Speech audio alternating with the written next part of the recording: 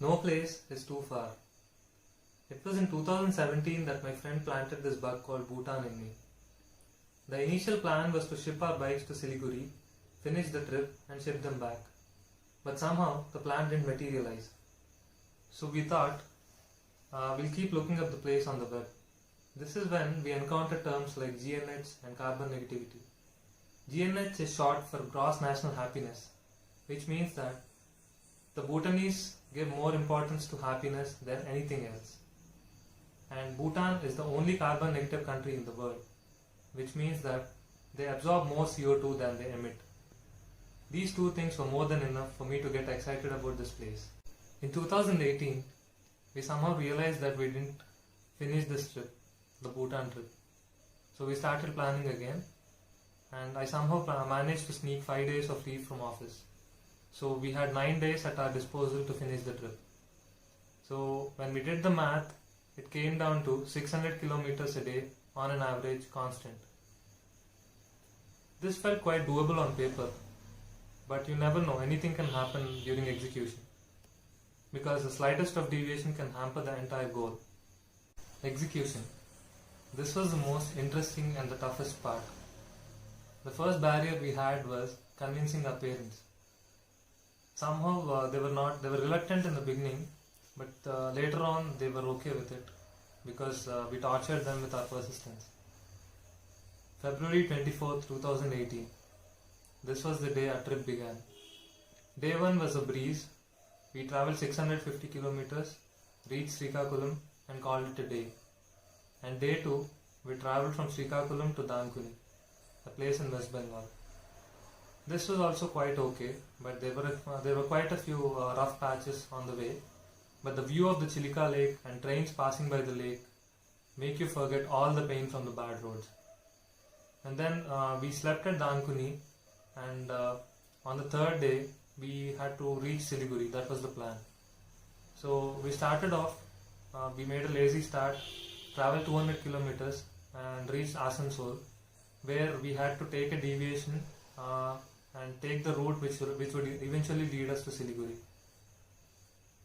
Everything was going good until my friend sensed that there was something wrong with the route we had taken. So as we travelled along the road, we understood that after crossing a river, we entered the state of Jharkhand. I was quite nervous at this place, but my friend was jumping in joy because we had entered his favorite Dhoni's homeland. But we thought we made a deviation, we messed it up big time, and we will not be able to make it to Siliguri the same day. We later on realized that the forest routes we had taken in Jharkhand were hugely and heavily Naxal populated areas. And then somehow we crossed over to West Bengal, but it was already sunset time, and we thought we will not be able to make it to Siliguri the same day. But having not found any safe place to rest, we had to make the choice to drive all the way to Siliguri. We had already driven 12 hours by then, and we had another 8 hours to go. And then started something called the Farakka Bridge chaos. Farakka is a very strategic bridge that is built on the river Ganges, and it connects northeast with the rest of India. All the truck traffic that takes goods from the rest of India to the northeastern states have to pass this bridge. And because this bridge has a lot of incoming traffic, the traffic is regulated here and it causes long traffic jams. This is where a truck driver who was carrying a load of mirchi from Guntur to Arunachal Pradesh came to our rescue. He advised us to get onto the other side of the road, take the wrong direction until the Farakka bridge arrives, and this is the only way to cross this traffic chaos. So we were skeptical in the beginning, but somehow we decided to take a risk, and it didn't take much time for us to realize how big a risk it was. A lunatic truck driver who wanted to scare us almost hit us head on, but he missed us by a whisker.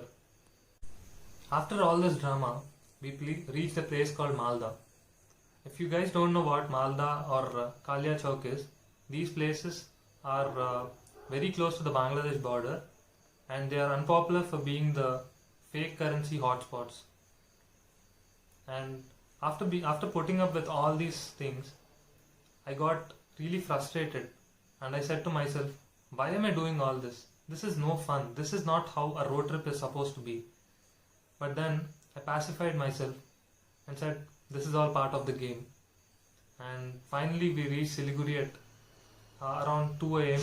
and we found a place to sleep, and we fell asleep even before our heads hit the pillow. And the following day was a very exciting and interesting day, because we were all excited to enter Bhutan that day.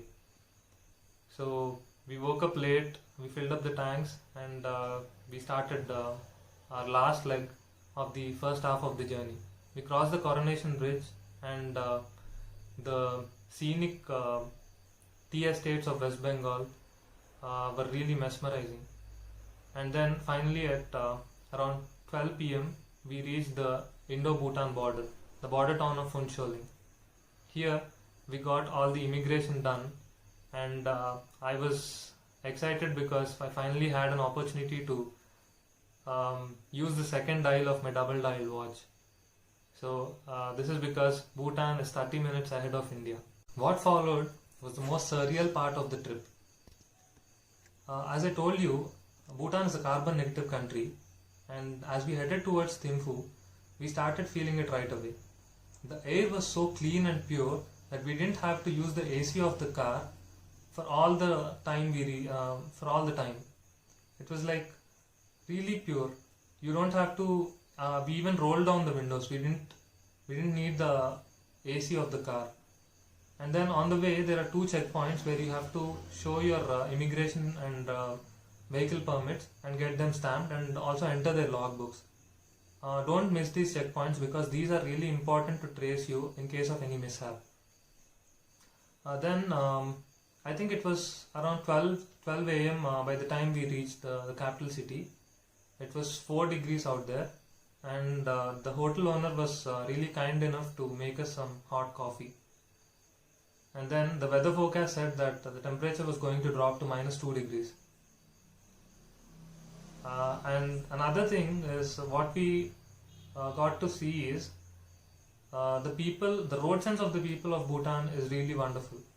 The truck drivers pull over to give way to faster vehicles. And the following day, we got a chance to explore the capital city. This city was totally different from any city in India. People followed all the rules very strictly.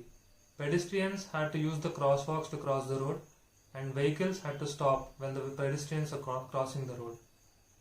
There was a world of difference between India and Bhutan. This was maybe because Bhutan had less population. On our day 2 in Bhutan, we took extended permits and travelled to Punakha and Dochula Pass. And on day 3, we went to Paro and visited the Tiger Monastery. And it is said that no trip to Bhutan is complete without a visit to the Tiger Monastery. This is how our trip ended, and we started heading towards the border town Phuentsholing. We reached Phuentsholing the same night, and when we reached, we didn't have anything to eat. So we had to cross the border, enter India, and have something and come back to Bhutan. The restaurant owner helped us really in crossing the border gate at that time of the night, because at 9 p.m. the border gates are closed. And then the following morning we woke up and we reached Kharagpur that night, and the following day we moved from Kharagpur to Visakhapatnam, and then the final leg of our journey, Visakhapatnam to Hyderabad. We reached Hyderabad with lot of memories to cherish for a lifetime. We spent around 30,000 per head on this trip, and we travelled across 6 states, which I feel is quite reasonable. And I have some tips for wannabe road trippers. Please get your car serviced before going on such a trip. And don't drive your car at a stretch for too long. Take small breaks of 300 kilometers, and also have idea of the basic mechanism of the car. Just in case you don't find a mechanic, this will come in handy. Also have a tire inflating kit and a tire repair kit. And please don't take routes that are less traveled when you're in unknown territories. This is a very important advice. And in the future, I wish to travel to Singapore and Malaysia by road, and I feel this is quite possible with the Delhi-Thailand highway that is constructed recently. Thank you.